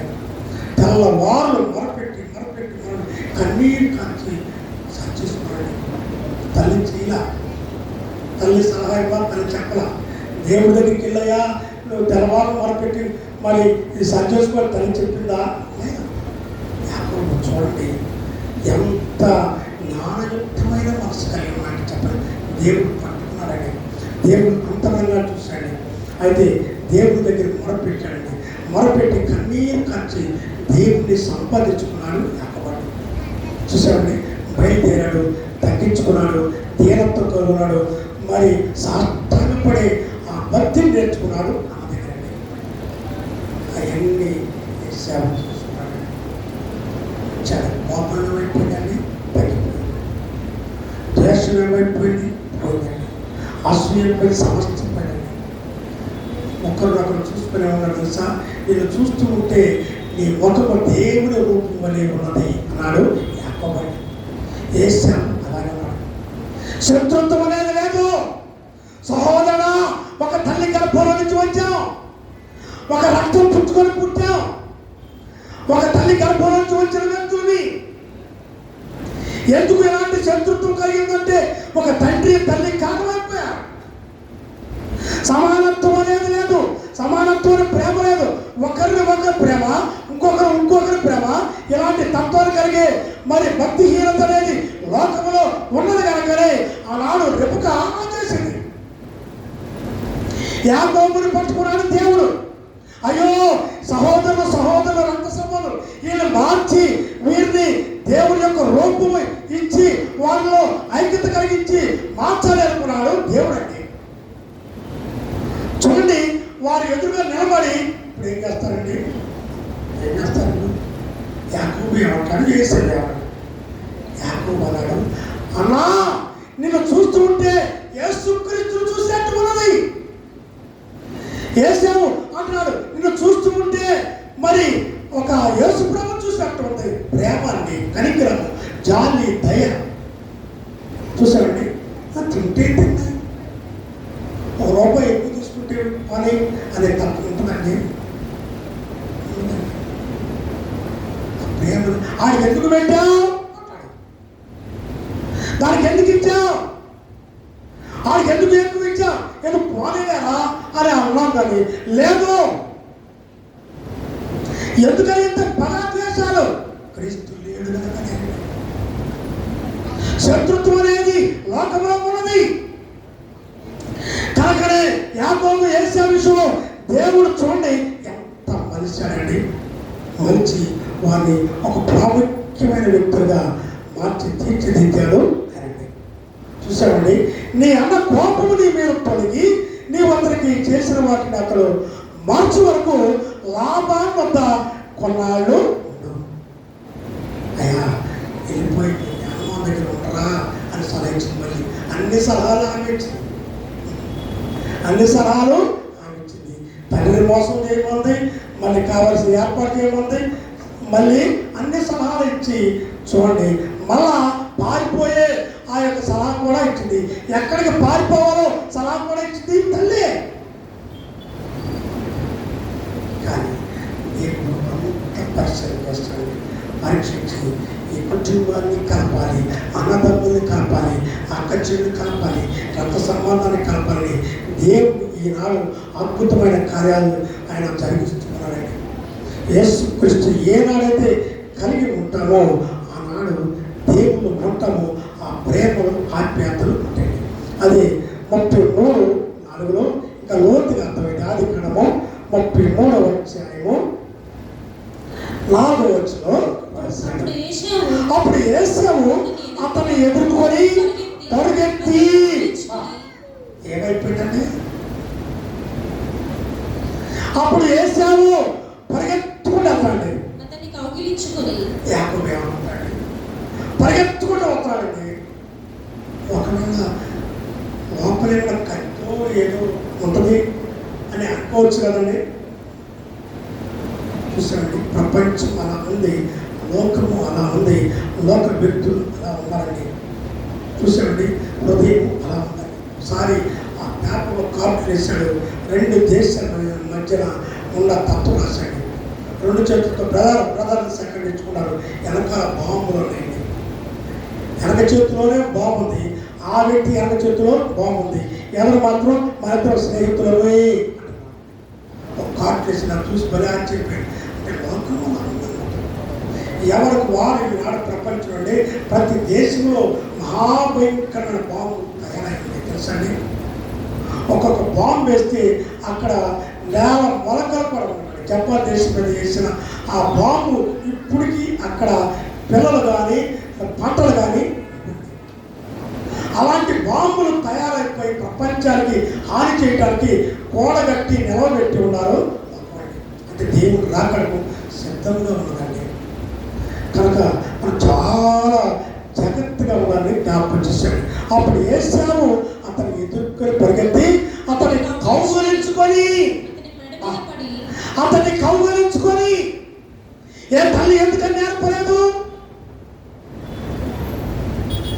ఎందుకని చూపించలేదు, ఎందుకు ప్రార్థించలేదు, ఎందుకు మొదలుపెట్టలేదు. తల్లి చేయలేని కార్యము దేవుడైన యేసుక్రీస్తు చేశాడు. ఈ కుటుంబంలో ప్రేమ ఉండాలి, ఆప్యాయత ఉండాలి. ఒక ప్రవక్త కుటుంబము, యాజకుడి కుటుంబము, దేవుడి కుటుంబము, ఇస్సాకు ఎవరు, అబ్రహాము ఎవరు, ఆ కుటుంబాన్ని నేను విడిచిపెట్టను అన్నాడండి. ఆ వాగ్దానం ఇప్పటికీ నెరవేరుతుంది. అబ్రహాముకి ఇచ్చిన వాగ్దానము, అబ్రహాము, ఇస్సాకు, యాకోబుకి ఇచ్చిన వాగ్దానం నేను మర్చిపోను అన్నాడు దేవుడు అండి. ఆ వాగ్దానం ఉన్నది కనుకనే మనం ఈనాడు ఈ రీతిగా ఉంటున్నాం. దేవుడు మనం విడిచిపెట్టకండి. క్రీస్తు ఎందుకు రావాలి, క్రీస్తు ఎందుకు రావాలి. చూడండి, కౌగులించుకొని మెడ మీద పడి ముద్దు పెట్టుకొనేనో. ఇస్కరియోతు పెట్టుకున్నాడు కదండి. ఇస్కరియోతు యూదా మరి యేసుక్రీస్తును ముద్దు పెట్టుకున్నాడు. అది ఏ ముద్దు అంటామండి? ప్రేమ కలిగిన ముద్ద, ఆప్యాయత కలిగిన బ్రదర్, సిస్టర్, అన్నా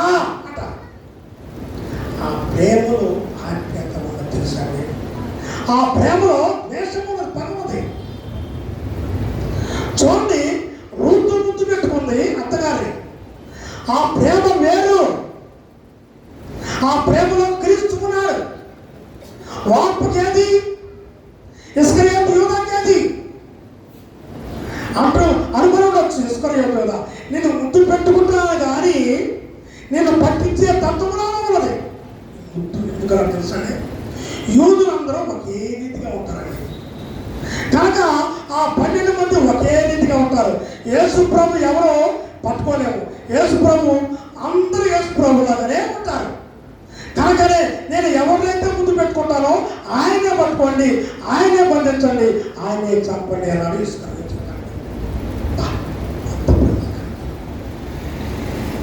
అయితే ఆ గత కాలంలో ఉన్న ఆ ముందైతే ఏం చేసేవాడు?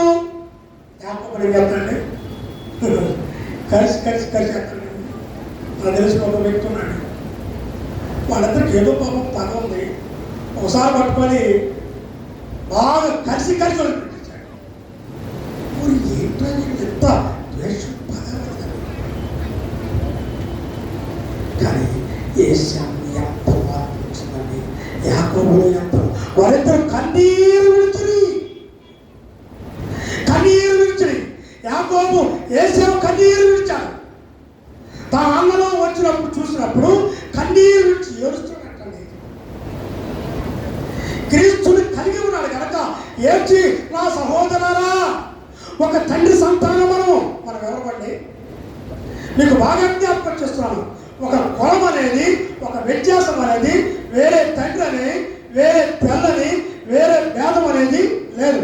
ఒక క్రీస్తు రక్తం చేత కడగబడిన వారము, ఒకే సంతానము, ఒకే రక్తము, ఒకే తండ్రి బిడ్డలు మనం. బాగా జ్ఞాపకం. చాలా మంది అనుకోవచ్చు కాదు, కానీ క్రీస్తు రక్తము చేత జన్మించిన వారమి ఒక తండ్రి, ఒక సహోదరుడు, ఒక సహోదరి. అలాంటి ఆ ఏర్పాటు దేవుడు కలిగించాడు. ఏముండాలి? ప్రేమ ఉండాలి, ఆప్యాయత ఉండాలి, ఒకరినొకరు తగ్గించుకొని మరి బ్రదర్ అని అనుకునే మాట ఉండాలి, సిస్టర్ అనే మాట. క్రీస్తు యొక్క ప్రేమ ఉండాలి అండి. క్రీస్తు యొక్క ప్రేమ యాకోబు ఏశావులో రావడానికి క్రీస్తుని కలిగి ఉన్నారు, పరిపూర్ణంగా కలిగి ఉన్నారు. కనుక ఈ దినాల్లో అలాంటిది లేదండి. యాకోబు మీకా ప్రవక్త రాశాడు, నమ్మవద్దు అన్నాడు. నమ్మవద్దు, ఎందుకంటే క్రీస్తు లేడు. నమ్మే వరకు నిన్ను మోసం చేస్తాడు. కనుక ఏశావు ఎంత గొప్ప విషయాన్ని వారు కన్నీరు విడిచి ఏశావు కనులెత్తి ఆ సేవకులను చూచి, వీరు నీకు ఏమి కావాలని అడిగినందుకు అతడు, వీరు దేవుడు నీ సేవకుడు దయచేసిన పిల్లలే అనేసి చక్కని మాటలు వచ్చేయండి. అప్పుడు యాకోబు ఇట్లు కాదు, నీ కటాక్షం నా మీద ఉన్న ఎలా చెత్తగించుము, నా చేత కానుక పుచ్చుకోవడము, దేవుని ముఖం చూసినట్లు వారి ముఖము సొదొమ గొమొర్ర ముఖము అన్నట్టు తెలిసిన చోట వారి ముఖ లక్షణమే వారి మీద సాక్షి ఇచ్చుకుని అన్నాడు. ఒక్కొక్క చూస్తే విశ్వాసులే కానీ, దేవుడు నమ్ముకున్న వారు కానీ, క్రీస్తు రక్తం శరీరం తీసుకున్నా కానీ పగ, ద్వేషం, కక్ష, క్రోధం ఉండదండి. సొదొమ గొమొర్ర ముఖంలాగా ఉంటుందండి. ఒక నవ్వు ఉండదు, మరి సంతోషం ఉండదు, ఏముండదండి. సిస్టర్ బాగున్నావా అనుకోండి, ఏమంటారండి? పలకరించాలే, ఇప్పుడు గుర్తుకొచ్చానా? సరేనమ్మా, బాగానే ఉన్నాను, క్షేమంగా ఉన్నాను, నీ ప్రార్థన వల్ల ఈ రీతిగా ఉన్నాను, చాలా మంచిదిరా అనే ప్రేమ ఆప్యాయతనే ఉంది. నేను ఆడ గుర్తుకొచ్చానా నీకు? భక్తి ఏమైపోయింది? భయభక్తులు ఏమైపోయింది? క్రీస్తు కావాలని చూసామండి అన్నాడు. నీ ముఖము చూస్తుంటే ఎలా ఉంది? క్రీస్తు నీలో ఉన్నాడు. క్రీస్తు ముఖం చూసినట్టు ఉన్నది, దేవుడి ప్రేమ ఉన్నది, దేవుడి యొక్క ముఖము చూసినట్టు దేవుడు నీలో ఉన్నాడు. దేవుడే నా ముందు వచ్చి నిలబట్టుగా ఉన్నావు అన్నా అన్నాడు. ఏశావు, తమ్ముడా, నీవు నాకు మరి యేసుక్రీస్తు వలె కనబడుతున్నావు అని ఒకరినొకరు తగ్గించుకున్నారండి.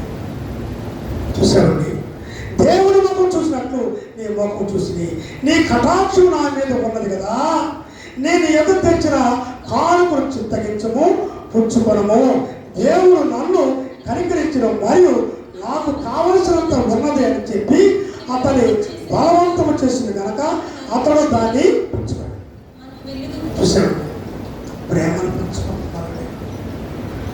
ఎంత ప్రేమ వచ్చిందండి. కనుకనే ప్రవర్త జ్ఞాపకం చేశాడు. ప్రవర్త రాబోయే దినాలు భయంకరమైనవి అన్నాడు. చాలా ప్రమాదకరమైనవి అన్నాడు. కుటుంబంలో కానీ, రక్త సంబంధులు కానీ, అన్నదమ్ములు కానీ, అక్క చెల్లెలు కానీ సమస్తం కూడా ప్రేమలు ఆత్మీయతలు పోయి కక్ష క్రోధము ద్వేషాలు ఈనాడు తయారవుతున్నాయి అన్నాడు. దేవుడు రాకడకు సిద్ధంగా ఉన్నది అన్నాడు. కనుక అన్నాడు, నా పరిస్థితి ఎలా ఉందంటే యాసవికాలపు పనులను ఏలుకున్న తర్వాత ఏముంటుందండి, ఇప్పుడు చీరంతా మొత్తం ఎత్తేసి ఏముందండి పరిగి ఎక్కడో చడి, అసలు అది కూడా పరచండి. కానీ ద్రాక్ష పండ్లు పరిగి ఏరుకున్న తర్వాత ఎలా ఉండదో ఏమి దొరకట్లేదు. ఎక్కడ దొరకట్లేదు. ఈనాడు ఎక్కడన్నా చూద్దాం, భక్తిపరుడు ఉన్నాడేమో, మేలు చేసే వ్యక్తి ఉన్నాడేమో, ప్రేమ కలిగిన వ్యక్తి ఉన్నాడు అని పరిశీలన చేస్తే నేను ఇదివరకు ఎప్పుడు జ్ఞాపకం చేస్తాను. ఒక పెద్ద సంఘం, వేల సంఘంలో ఒక వ్యక్తి అన్నట్టు అయ్యగారు ఏంటి వాళ్ళతో మాట్లాడుతున్న వీటను ఏం లేదు గారు, ఇంట్లో చాలా భయంకరంగా ఉన్నదండి, మరి కుటుంబ పరిస్థితులు బాగాలేదు సార్, ప్రార్థన చేయగాని అందరూ చెప్తున్నా అన్నాడు. మన సంఘంలో దేవదూతులు ఉన్నారా అన్నాడు. మన సంఘంలో దేవదూతులు ఉన్నారా, దేవుని బిడ్డలు ఉన్నారా? నువ్వు చెప్పేబట్టి పలసన అయిపోతావు, నువ్వు చెప్పేబట్టి ఎండగడతాను, నువ్వు చెప్పేబట్టి బహిరంగంగా నిన్ను పెట్టేస్తాను. ఎవరికి చెప్పదు, ఎవరికి.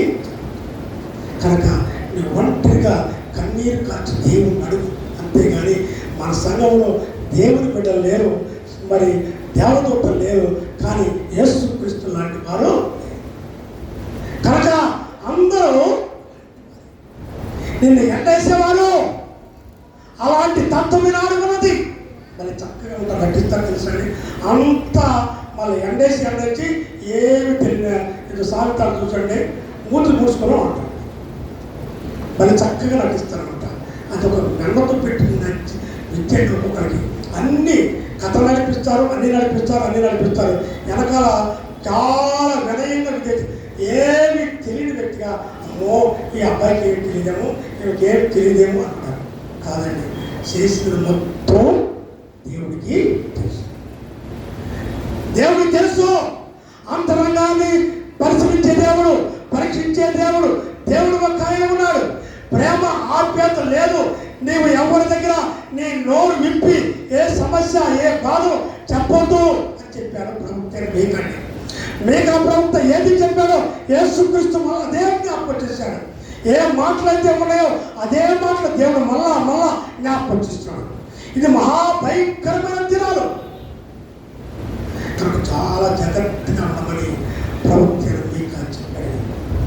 అలాంటి భక్తి కలిగిన జీవితం క్రీస్తుని కలిగి యేసు యాకోబు ఒక రక్త సంబంధులైన ఒక తల్లి బిడ్డలైనా కానీ వారి క్రీస్తుని కలిగి ఎంత ఆత్మీయతను క్రీస్తు పరిపూర్ణంగా ఉంటేనండి. ఈ బాగా జ్ఞాపకం, ఎవరైతే క్రీస్తుని పరిపూర్ణంగా 100% కలిగి ఉంటారో దోషాన్ని తప్పుల్ని దాచుకుంటారు. చెప్పినా కానీ దాచుకుంటారు. ఎండగంటండి, అమ్మో భలే వార్త దొరికిందిలే అనుకుంటారండి. మనం ఏదైనా చెప్పాడు, మంచి వార్త చెప్పిందిరా అనేసి వెంటనే సమరయ స్త్రీలాగా వెళ్ళిపోతాడు. మొత్తం పాటించేస్తాడు. పెద్ద పని. అలాంటి వ్యక్తులు సంఘాల్లో ఉన్నారు. అలాంటి వ్యక్తులు గ్రామంలో సమాజంలో ఉన్నారు. కనుక చాలా జాగ్రత్త అని దేవుడు వాక్యం జ్ఞాపకం చేస్తున్నారు.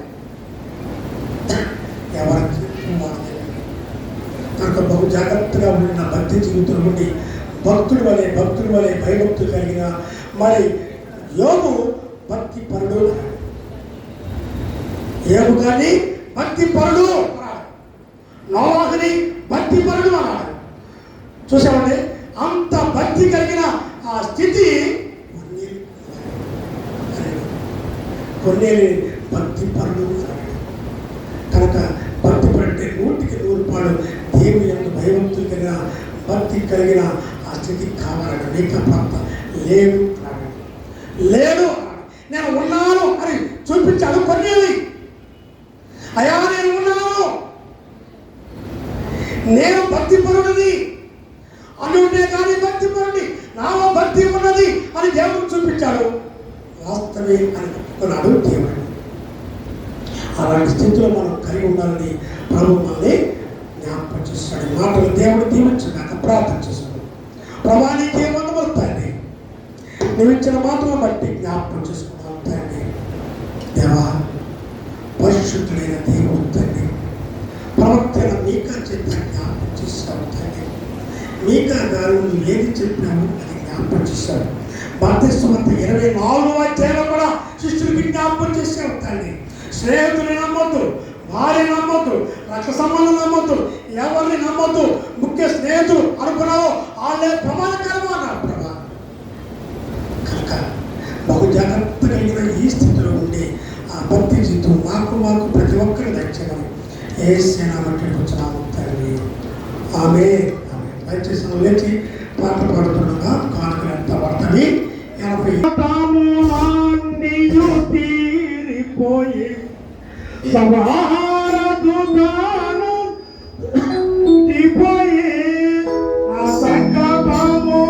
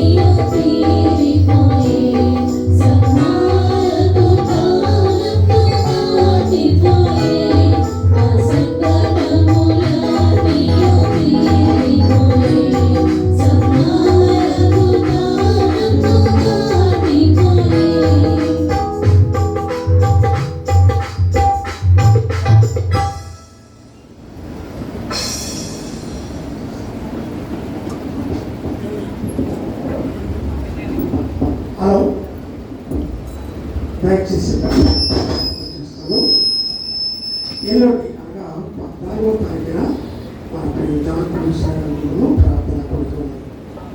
మరి వారి పెద్ద కుమారుడు సునీల్ యొక్క పెద్ద కుమారుడు అన్నిష్ పుట్టినరోజు కనుక ప్రార్థన కొడుక వారి ఇంట్లో కలిసి మరి ప్రతి ఒక్కరికి జ్ఞాపకం ఏ గృహంలో ప్రార్థన జరిగినా కోరిక జరిగినా దయచేసి అందరూ రావడానికి మరి ప్రయత్నించాలని ప్రభుత్వానికి కోరుతున్నాం. మన ఇంట్లో జరిగిన వారు రావాలి, వారింట్లో జరిగిన మీరు వెళ్ళాలి. మంచి లక్ష్యం, మంచి పద్ధతి. నాకు చెప్పలేదు, నాకు చెప్పలేదు కదా, వారికి చెప్పారు కదా, రైతు సేవలుగా నేను చెప్తాను కనుక ఇదే వార్త కనుక జ్ఞాపకం చేసుకొని ప్రతి ఒక్కరు రావాలి, ప్రతి ఒక్కరికి ఇది ఆపము. అంతేగాని చెప్తారు ఇప్పుడు చెప్పిన దాన్ని అది ప్రాముఖ్యమైన ఏదో బంధువులు లేకపోతే చెప్పాలి. కానీ సంఘపరంగా దైవ సేవలు ఒక మాట చెప్పినప్పుడు అది అందరికీ కనుక ప్రతి ఒక్కరూ మనం దయచేసి ఆ పూజలో పాల్గొని ఆ ఇంట్లో మరి అక్కడ కార్యక్రమం ప్రాంతంలో పాల్గొనవలసిన ప్రయత్నం వచ్చాను. ఎల్లుండి మంగళవారం సాయంత్రం 7 గంటలకి ప్రార్థన ఉంది.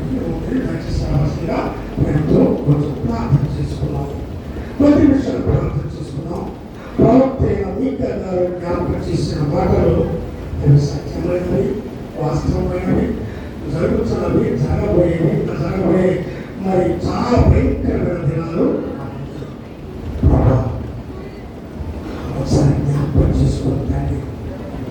స్నేహితుడి ముఖ్య స్నేహితుడి నమ్మోదనాలు తండ్రి మీద కుమారుడు, తల్లి మీద కుమార్తె, కోడలు, ఏ ఇంటి వారు ఆ ఇంటి వారికి శత్రువులు అవుతాయి.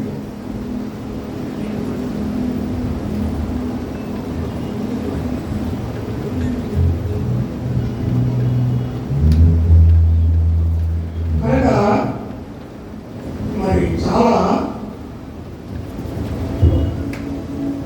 ప్రార్థన జీవితంలో మన కుటుంబాన్ని కట్టుకోవాలి. ఎరుగా విషయంలో సాగుబుట్టు విషయంలో జరిగింది మనకు తెలిసిన సత్యమే. యాకోబు ఎలా విడిపోయారో, చెదిరిపోయారో, పారిపోయారో మనకు తెలిసిన విషయం. రెబెక్కా జ్ఞాపకం చేస్తుంది, నీ మేనమామ దగ్గరికి పారిపోయి చెప్పింది. కానీ దేవుడు దేవుడు చూస్తున్నాము, గమనిస్తున్నాము. ఈ కుటుంబంలో సమాధానం కావాలి, ఈ కుటుంబంలో ఐక్యత కావాలి, ఈ కుటుంబంలో ప్రేమ కావాలి. రక్త సంబంధులైనా కానీ ఒకరినొకరు తగ్గించుకొని దీనత్వం కలిగి ప్రేమతో మార్చుకోవాలి. యాకోబును పట్టుకొని అవుతాండి. యాకోబును మలిచిన విధానం ఏసావుకు తెలియపరిచావు. నీ తమ్ముడైన యాకోబు మారిపోయాడు, మనసు మార్చుకున్నాడు అని ఏసావుతో మాట్లాడవుతండి. ఒకరినొకరు కలుపుకునే సందర్భంలో ప్రేమలో, ఆత్మతో ఎంత అద్భుతం కలిగిస్తుంది. అది కుటుంబానికి కావాలి. కుటుంబంలో ఉన్నారు ప్రభా, ఆయా మాకు బిడ్డలు ఉన్నారు తండ్రి. ఇద్దరే కానీ, ముగ్గురే కానీ, నలుగురే కానీ అనేక మంది బిడ్డలు ఉన్నారు తండ్రి. తండ్రి ఏశావు యాకోబు లాంటి ప్రేమాప్యత కలిగిన ఆ యొక్క అవకాశం రావాలి ప్రభా. నీవు ఆయన గొప్ప దేవుడు తండ్రి. ప్రతి కుటుంబంలో మీరు ఆయన దయచేసిన తండ్రి. ఆయన ప్రభా పుణ్యుల మా ప్రియులు ప్రతి ఒక్కరిని జ్ఞాపకం చేసుకుంటాను. ప్రతి కుటుంబంలో క్రీస్తు కలిగిన బిడ్డలుగా ఉండి తండ్రి, నీ రాజ్యం కొరకు, నీ యొక్క సన్నిధి కొరకు సిద్ధపడే మనసు భక్తి జీవితం మాకు దయచేయండి. అలాగే తండ్రి 14వ తారీఖున జరగబోయే గృహకుడిలో కూడా కుటుంబం మాకన్నా ముందుగా మీరు ఉండమని కూర్చున్నాను తండ్రి. దేవాలయంలో మాకు ప్రతి కుటుంబాన్ని జ్ఞాపకం చేసుకోవాలి ఆయన తండ్రి. ఇలాగే సత్యపడే కుటుంబాన్ని మమ్మల్ని నడిపించమని, అలాగే ఇచ్చిన కాల్పులు పట్టుకోవడానికి జ్ఞాపకం చేసుకున్నాను తండ్రి. సమృద్ధిగా ప్రతి సంపద కుటుంబాన్ని పెడుతున్న పరిశుద్ధాత్మ దేవుని ఆశీర్వాదం సమాధానమని ఆ యొక్క బంధమును ప్రభా తీసుకుని దాని ఇంట్లో పొందే భాగ్యం దయచేయండి. ఏసైనా బట్టి తండ్రి ఆమె పరలోకమున్న బాగా తండ్రి నీ నామము పరిశుద్ధ పరచుగాక, నీ రాజ్యం వచ్చుగాక, నీ చిత్తం వచ్చినట్లు భూమి మీదుగా మన ప్రార్థన చేయడం చూచి ప్రకారం మా ప్రార్థన చేయడం అమ్మశోధమతిగా తప్పచ్చు. ఎందుకంటే రాజ్యము శక్తి మహిమ నిరంతరమైన స్వామి ఆమె తండ్రి ఎలా దేవుడు కుమారుడైన యేసుక్రీస్తు పరిశుద్ధాత్మ సహవాసం ఇప్పుడు ఎల్లప్పుడూ సదాకాలం మనందరికీ ప్రతి కుటుంబానికి నిత్యము తోడి నడిపించిన దాకా ఆమె ఆమె. మంచిది, మీ అందరి కుటుంబాలు మరి ఒకసారి జ్ఞాపకం చూస్తున్నాం. ఎల్లుండి సాయంత్రం 7 గంటలకి ప్రార్థన కూడికలో పాల్గొవలసిందిగా కోరుచున్నాం. మంచిది, మీ అందరి కుటుంబాలు.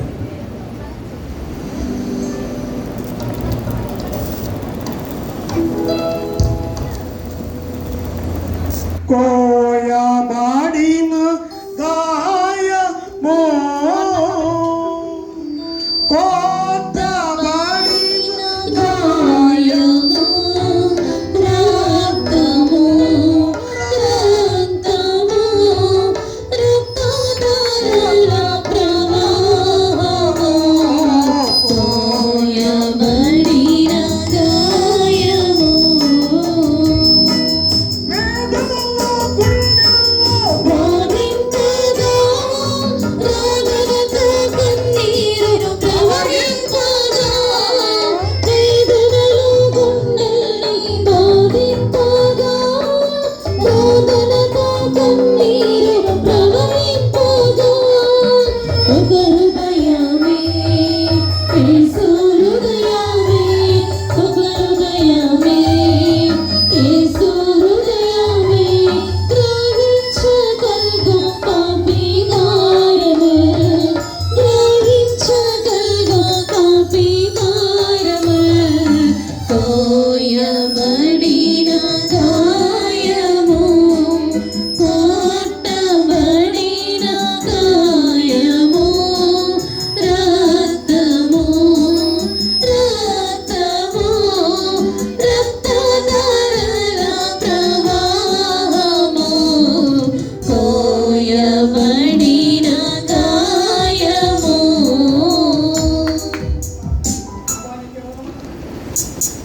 జీవాహారం పరిశుద్ధమైన తల్లి మాకు ఇస్తున్నా ప్రభా, ఎంత అద్భుతం చేసావు తల్లి.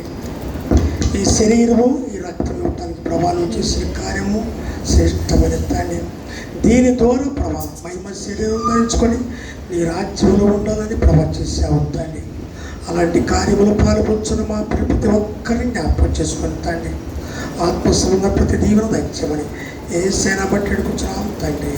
ఆమె ప్రభువైన యేసుక్రీస్తు తాను అప్పటి రాత్రి ఒక రొట్టెను పట్టుకొని కృతజ్ఞతాస్తుతులు చెల్లించి విరచి తన శిష్యులకు ఇచ్చాను. ఆమె ఆమె.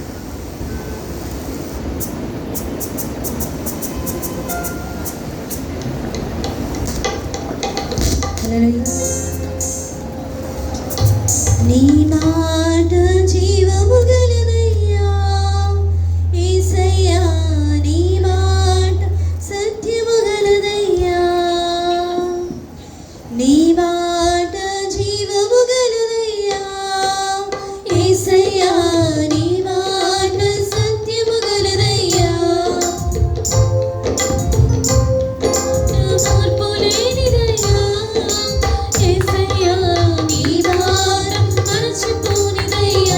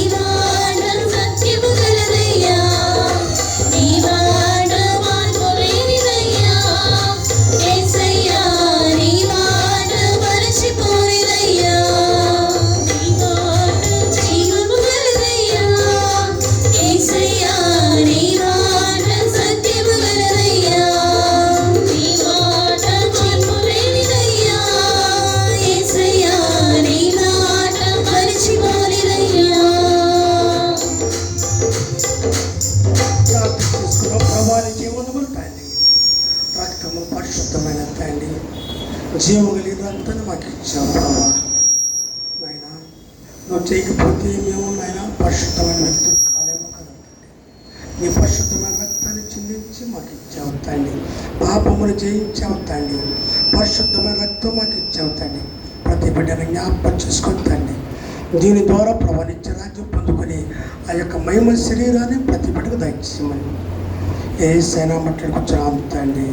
ఆమె ఆ ప్రకారమే భోజనమైన పిమ్మట ఆయన పాత్ర అయితే తన ఆశ్రయించి పరిశుద్ధపరిచి తన శిష్యులకు ఇచ్చాను.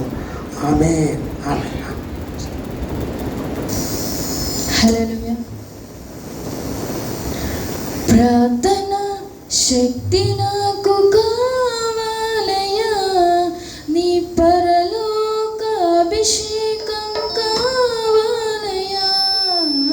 ప్రార్థన శక్తి నాకు కావాలయ్యా, నీ పరలోక అభిషేకం కావాలయ్యా. యేసయ్యా కావాలయ్యా, నీ ఆత్మ అభిషేకం కావాలయ్యా.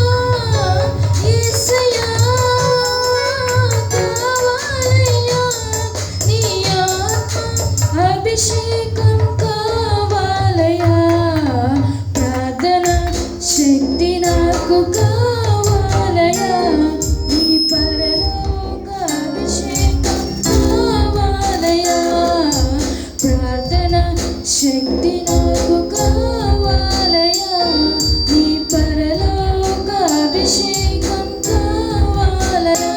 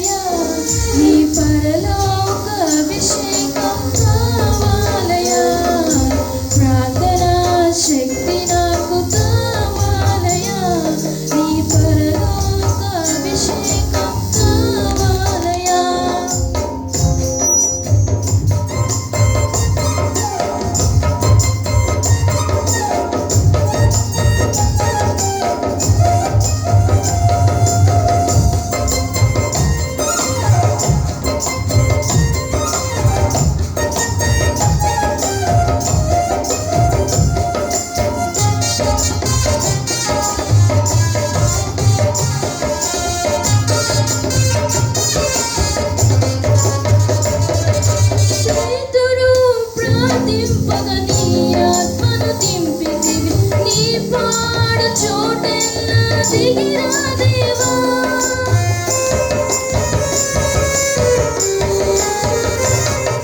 పేతురు ప్రార్థింపగా నీ ఆత్మను దింపితివి నీ పాడు చోటెల్లా దిగిరా దేవా చిన్న వయసులో అభిషేకించిన ఇర్మీయా చిన్న వయసులో అభిషేకించిన ఇర్మీయా ఈ చిన్నవాడిని అభిషేకించు ఈ చిన్నవాడిని అభిషేకించు ప్రార్థన శక్తి నాకు కావాలయా నీ పరలోక అభిషేకం కావాలయా ప్రార్థన శక్తి నాకు కావాలయా నీ పరలోక అభిషేకం కావాలయా యేసయ్యా కావాలయా నీ ఆత్మ అభిషేకం కావాలయా